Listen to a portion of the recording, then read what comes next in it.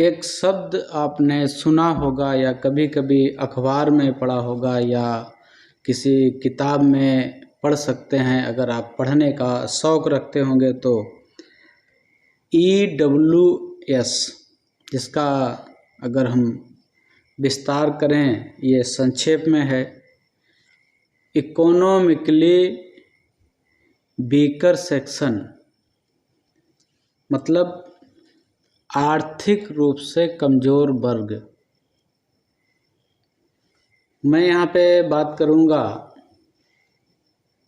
EWS आरक्षण की, जो सरकार द्वारा वर्ष 2019 में एक कानून पारित करके जो अनारक्षित वर्ग था, पहले से ही जो 50% आरक्षण, अघोषित आरक्षण जिसे हम कह सकते हैं, उस आरक्षण को लिए हो था, उसी में से सरकार ने एक नई व्यवस्था कर दी कि उस वर्ग से जो 10% आरक्षण EWS कैटेगरी के लोगों को दिया जाए।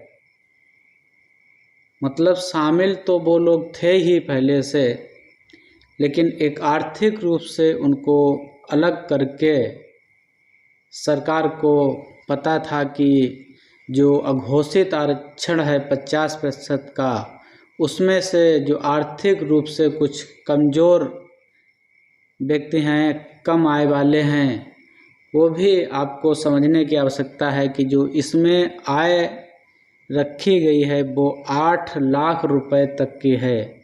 सोचने की बात है कि जब आप BPL आय की बात करते हैं तो 46,080 रुपये से अगर अधिक आय है तो आपको किसी भी गरीबी रेखा के नीचे जीवन यापन करने वाले परिवारों को जो सुविधाएं दी जाती हैं, उस कैटेगरी से आप बाहर हो जाते हैं अगर आप इतनी वार्षिक आय से आपकी ज़्यादा है।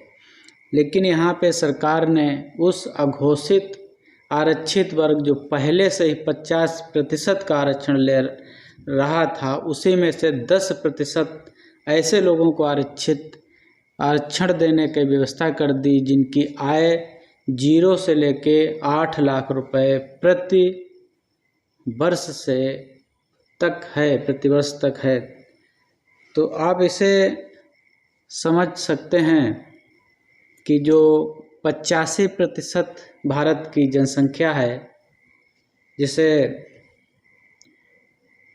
SC, OBC, ST में बदल रखा या घोषित कर रखा है, उसके पास 50% का आरक्षण है। अगर 85% के सापेक्ष 50% का प्रतिशत निकालेंगे तो वो करीब 58% निकलेगा। मतलब 85% लोगों को 58% आरक्षण उनकी जनसंख्या के हिसाब से दिया जा रहा है। लेकिन वहीं जब 15% सामान्य वर्ग की जनसंख्या है, उसको अगर 10% के हिसाब से उसका प्रतिशत निकालेंगे तो वो करीब 66% निकलेगा। कभी कभी बड़ी मज़ेदार बात ये होती है कि जब मंडल कमीशन लागू हुआ था, मंडल कमीशन के द्वारा ही OBC को आरक्षण दिया गया। उस आरक्षण के विरोध में खुद OBC के लोग काम कर रहे थे, OBC के लोग विरोध कर रहे थे। लोगों को इस तरह से उनका ब्रेन वॉश किया गया था कि वो यही नहीं समझ पा रहे थे कि आरक्षण किसको दिया जा रहा है, किसके हित के लिए दिया जा रहा है। जब भी आरक्षण को हटाने की, आरक्षण के विरोध करने की बात होती है तो उसमें काफ़ी लोग, हम गाँव में बात करो तो आज भी कभी कभी ये नहीं महसूस होता कि OBC के व्यक्ति भी आरक्षण का लाभ ले रहे हैं। उन्हें लगता कि केवल SC और ST के व्यक्ति ही आरक्षण का लाभ ले रहे हैं। तो शासन में जनसंख्या के हिसाब से अगर आरक्षण दिया जाए तो ये आरक्षण का प्रतिशत सबके लिए बराबर हो जाए, जिसकी जितनी आबादी हो उसका उतनी हिस्सेदारी हो, तो आप इस छोटे से वीडियो में EWS आरक्षण के बारे में समझ गए होंगे। जो आर्थिक रूप से कमज़ोर वर्ग, केवल उस वर्ग में जो पहले से ही 50% आरक्षण पे काबिज था, उसमें उन्होंने अपने उन लोगों को 10% की अलग से व्यवस्था कर दी जो आर्थिक रूप से कमज़ोर व्यक्ति हैं, जिनकी आय 8 लाख रुपए तक है। एक सामान्य सर्विस करने वाले व्यक्ति की भी आय 8 लाख रुपए नहीं होती है। ऐसे लोगों को भी उस आरक्षण में आर्थिक रूप से कमज़ोर घोषित किया गया है।